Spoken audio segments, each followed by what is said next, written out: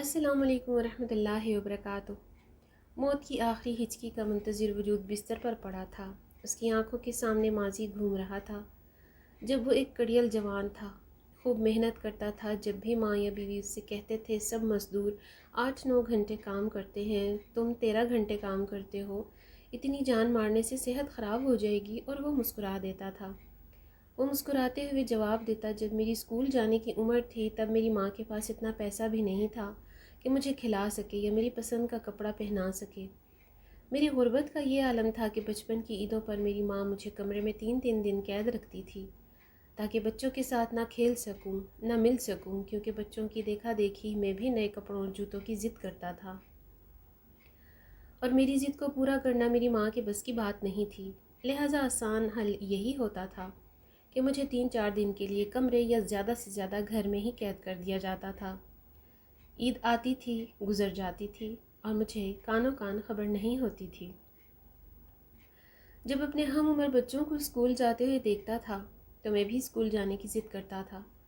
میری اس ضد کو پورا کرنے کا کلیہ بھی میری والدہ نے اپنا رکھا تھا۔ وہ مجھے اپنے ساتھ اسکول لے جاتی اور ماسٹر سے کہتی، اسے 2 ڈنڈے لگا دے۔ اسکول ماسٹر مجھے گردن سے پکڑ کر مرغا بناتا اور 2 ڈنڈے میری تشریف پر مار دیتا۔ میں روتے ہوئے ماں سے لپٹ جاتا جو دوسری طرف منہ کر کے کھڑی ہوتی تھی۔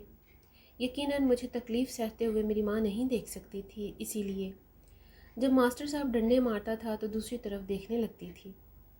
مجھے ڈنڈے مروانا میری ماں کی مجبوری تھی، کیونکہ اگر مجھے ڈنڈے نہ پڑتے تو میں اسکول جانے کی ضد کرتا، اور اسکول یونیفارم، کتابیں، جوتے وغیرہ کے اخراجات دینا میری ماں کی حیثیت نہ تھی، اور یہ حقیقت سمجھ لینے کی میری عمر نہ تھی۔ لہٰذا آسان حل یہ تھا کہ ماں میری ماسٹر صاحب کو کہتی، اور ماسٹر صاحب مجھے ڈنڈے مار دیتے اور بتاتے اسکول آئے تو یہ لازم کھانے پڑتے ہیں۔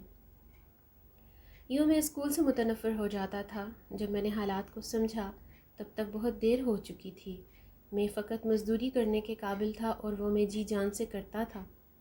پھر میری شادی ہو گئی تو میں زیادہ مزدوری کرنے لگا۔ پھر جب میری بیوی امید سے ہوئی تو میں نے مزدوری میں ناغہ کرنا ختم کر دیا، جس پر اکثر میری ماں اور بیوی دونوں مجھے صحت کا خیال رکھنے کی وجہ سے سمجھاتی رہتی، مگر میں ان کی بات سن کر مسکرا دیتا اور کہتا، میں نہیں چاہتا کہ میری آنے والی نسل کو بھی یہی پتہ ہو کہ اسکول میں ماسٹر بس ڈنڈے ہی مارتے ہیں اور بچے ڈنڈے کھاتے ہیں، یا میری آنے والی نسل کو یہ ہی نہ پتہ ہو کہ عید کا تہوار بھی ہوتا ہے۔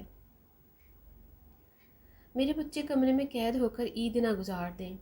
اپنے اس خواب کو حقیقت میں بدلنے کے لیے وہ محنت کرتا، اور اتنی محنت کرتا کہ لوگ اس سے کام کروانے کے طلبگار رہتے۔ وقت گزرتا رہا، اللہ تعالیٰ نے مجھے اولاد سے نوازا۔ اولاد کی صورت میں میری بیٹی پیدا ہوئی۔ میں نے اس کی پیدائش والے دن سے اس کی تعلیم، صحت اور خوراک کے لیے خرچ ترتیب دے کر بحث اور بچت کرنا شروع کر دی۔ اب میری کل کائنات میری بیٹی تھی۔ میری ماں اور بیوی اکثر شکایت کرتی تھیں کہ ان کے حصے کا ٹائم بھی میں اپنی بیٹی کو دے دیتا ہوں۔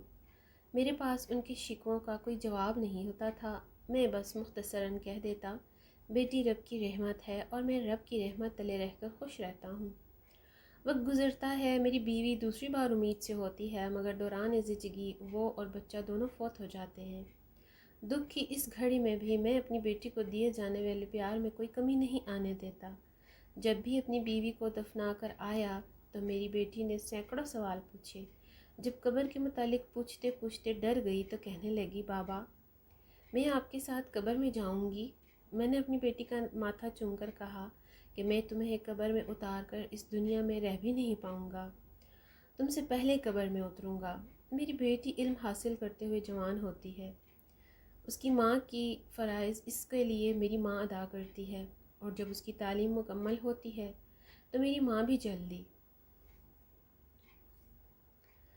جس دن میری ماں فوت ہوتی ہے اسی دن میری بیٹی کو پنجاب بینک میں ملازمت مل جاتی ہے۔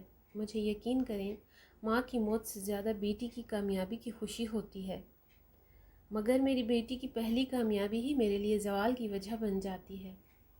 مجھے فالج کا اٹیک ہوتا ہے اور میں بستر کا ہو کر رہ جاتا ہوں۔ میری بیٹی میری بجائے ملازمت کو ترجیح دیتی ہے، یہاں تک کہ مجھے کھانا تک ہمسائے دے کر جاتے ہیں۔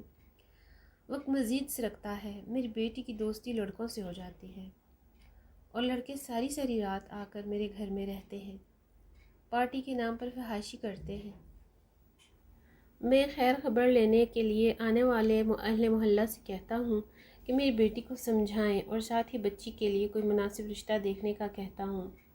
جب شادی کے متعلق اپنی بیٹی سے بات کرتا ہوں تو وہ ہتھے سے اکھڑ جاتی ہے، مجھے بنا رشتے کا لحاظ کیے بتاتی ہے کہ وہ بغیر شادی کے بھی شادی شدہ زندگی گزار رہی ہے۔ میں پہلی بار موت کی دعا کرتا ہوں مگر موت نہیں آتی۔ میری اس خواہش کو میری بیٹی کا دوست آسان بنا دیتا ہے۔ جب وہ میری بیٹی کے پاس رات گزارنے آتا ہے اور میں منت سماجت والے انداز میں اس سے کہتا ہوں کہ میری بیٹی سے نکاح کر لو، تو وہ میری بیٹی کو کہتا ہے بوڑھے کی بات نے سارا مزہ خراب کر دیا۔ میری بیٹی جواب میں کہتی ہے کہ یہ تو ہمیشہ ہمیشہ کے لیے خراب کرنا چاہتا ہے، میری شادی کسی اور سے کر کے۔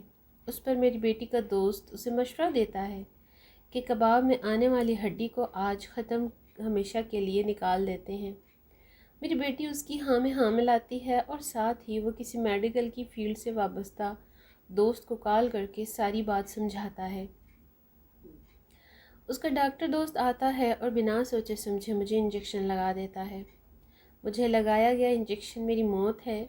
میرے دل کی دھڑکن گھٹ رہی ہے، میں تکلیف سے کراہ رہا ہوں۔ میرا کمرہ باہر سے بند ہے اور میری بیٹی اپنے دوست اور اس کے دوست کے ساتھ دوسرے کمرے میں بیٹھی دنیا کی عیاشی اور آخرت کے عذاب کا سامان کر رہی ہے۔ میں موت کی آخری ہچکی سے پہلے سوچ رہا ہوں، قبر سے ڈرنے والی بچی آج خدا سے بھی نہیں ڈر رہی، آخر کیوں؟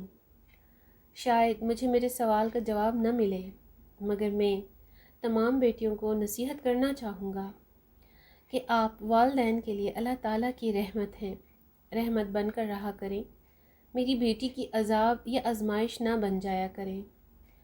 ویڈیو اگر اچھی لگے تو لائک کرنا نہ بھولیے گا، چینل پر نیو ہیں تو چینل کو سبسکرائب کر لیں مزید ایسی اچھی ویڈیوز کے لیے۔ اگلی ویڈیو تک اللہ حافظ۔